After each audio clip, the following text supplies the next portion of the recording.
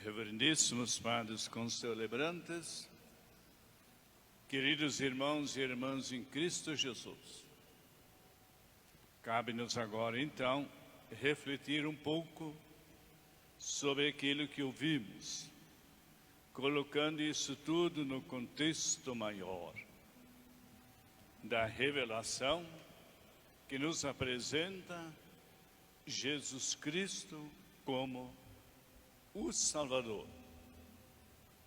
São João, evangelista, busca as origens do Cristo na eternidade. O apresenta, no princípio era o Verbo, e o Verbo estava voltado para Deus. Algumas Bíblias traduzem mal isso. Dizem, ele estava junto de Deus. Não, isso é justa posição. Mas o texto grego diz que o Verbo estava voltado para o Pai. É uma posição relacional, dialógica. Ora, isso significa muito, porque também nós devemos ser relacionados fraternalmente, construindo assim o reino de Deus, que é um reino de amor, de justiça e de paz. Jesus não veio apenas para nos dizer que Deus existe, que Deus é Criador. Isso até filosofando um pouco, nós podíamos chegar a isso. Mas ele veio para dizer que Deus é Pai. Isso nós esquecemos e tratamos-lo muitas vezes como se fosse um ilustre desconhecido nosso. Enquanto que Jesus nos mostrou e ensinou que seu Pai é nosso Pai. E esse Pai deve ser chamado de Abba. Não apenas Ab, como é em hebraico, Pai, mas Abba, Paizinho. Isso significa que o relacionamento nosso com Deus devia ser um relacionamento verdadeiramente filial. A postura minha, tua ou nossa diante de Deus Pai é de quem se sente filho. Diante de Jesus Cristo é de alguém que se sente irmão dele. Uma vez que ele disse, após a ressurreição, e de dizer a meus irmãos, que na Galileia me encontrarão. E hoje em todo o mundo o encontramos. Diante do Espírito Santo, deveríamos nos sentir como os eternos educandos. Cristo veio para formar um povo cultico, que prestasse um culto de adoração a Deus, de amor. Veio para dizer que nós também devemos colaborar para que surja uma sociedade mais fraterna, mais cristã, mais amorosa. Portanto, isso é que as Escrituras nos dizem. E por isso, hoje ouvimos um pouco o outro aspecto. João assinalou, como eu disse, a divindade de Jesus, desde sempre junto do Pai. Mateus e Lucas nos falam da inserção de Jesus no tempo e no espaço. Ou seja, ele, como foi anunciado pelos profetas, de modo especial, Isaías, e esse no capítulo 7º, no capítulo 9º e no 10º, fala claramente desse Messias que virá e que nascerá de uma virgem. Outros profetas também dão conotação dessa personalidade plurifacética de Jesus Cristo, ou seja, do futuro Messias, do Messias Venturo. E por isso nós escutamos hoje aquele gerou. 14 gerações, depois mais 14 e no fim mais 14. Eles não tinham gravador naquele tempo. Nessa história das gerações aí, aquilo é meio arranjado. Mas é para dizer, existe uma conexão. Eu, por exemplo, eu pude ir até 1700 buscando aqueles que foram os ordenantes do meu ordenante de bispo. Entre parênteses, cheguei até 1500 e pouco. Hoje vimos como Mateus buscou a origem de Jesus, indicando Abraão. Ele é da descendência de Abraão, nosso pai na fé, como diz São Paulo aos Romanos no capítulo 3º. Então, os sinóticos, mormente, Lucas e Mateus, querem dizer que Jesus tinha face humana. Nós temos dificuldade, às vezes, de nos aproximar até de parentes. Já não digo de adversários. E ele veio para os pecadores.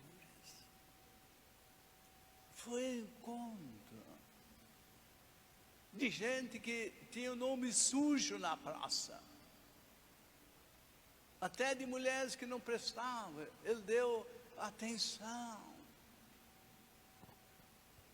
Nós todos também devíamos ser um pouco mais cristãos, um pouco mais parecidos com ele. Há uma antropologia chamada cristã. Por isso São Paulo diz aos Filipenses no capítulo 2, versículos 5 ao 10º: tende em vós os mesmos sentimentos de Cristo Jesus.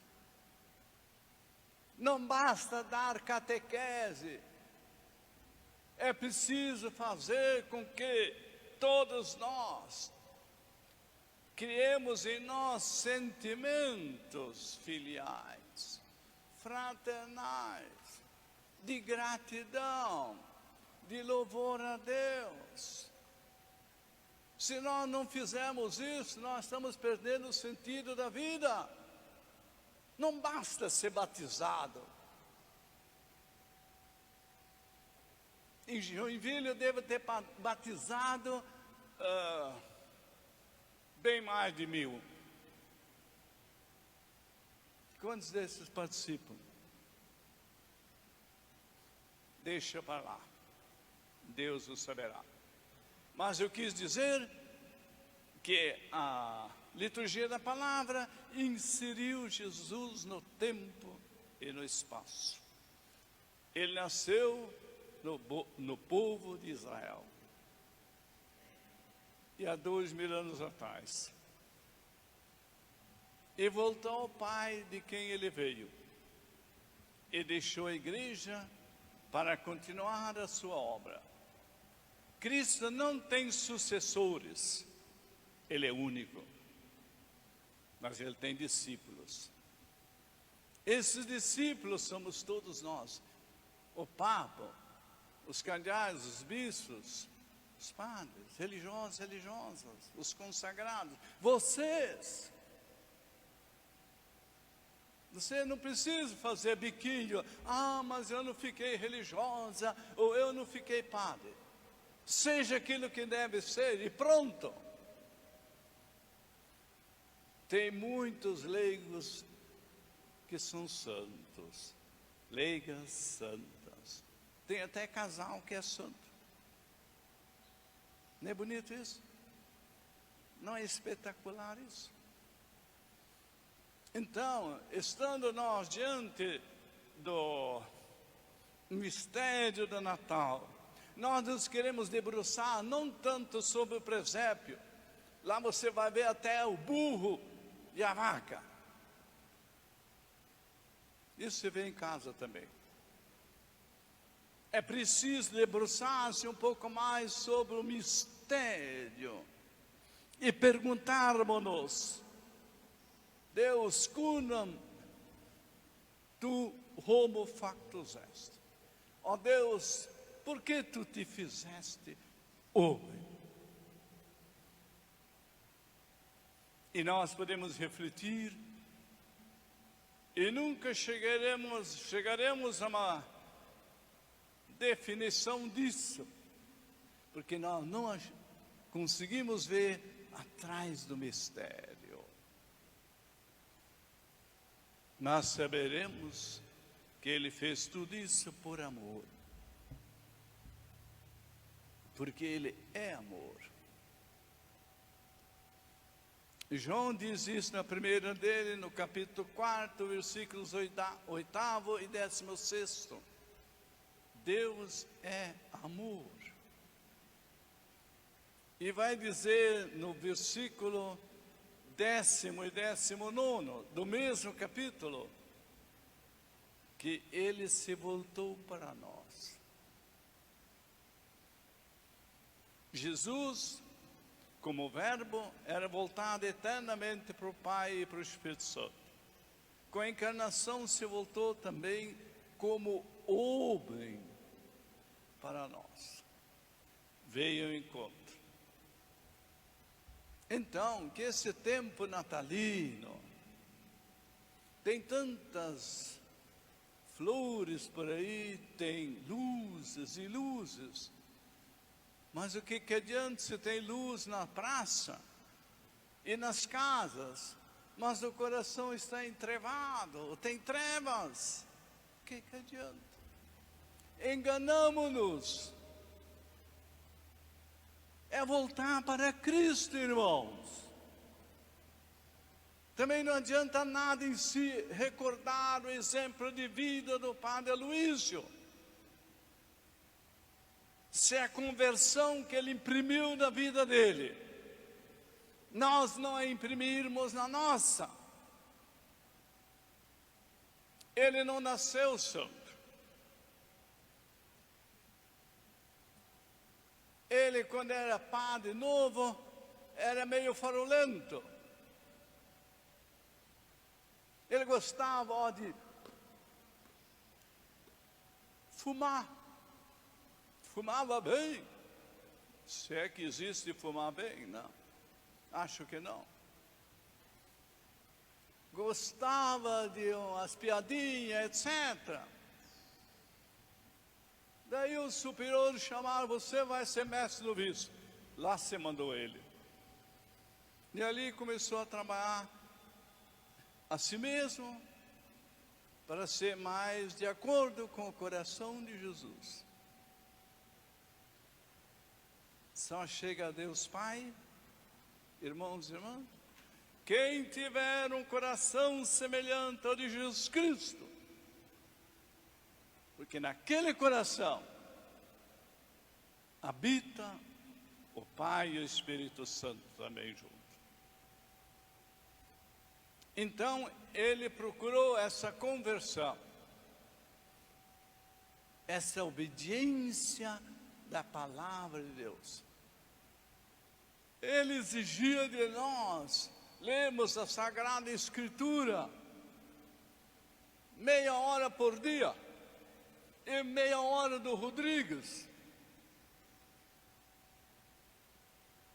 E não me fez mal esse estudar um pouco mais a Escritura. E peguei um gosto pela Escritura, pela Palavra de Deus.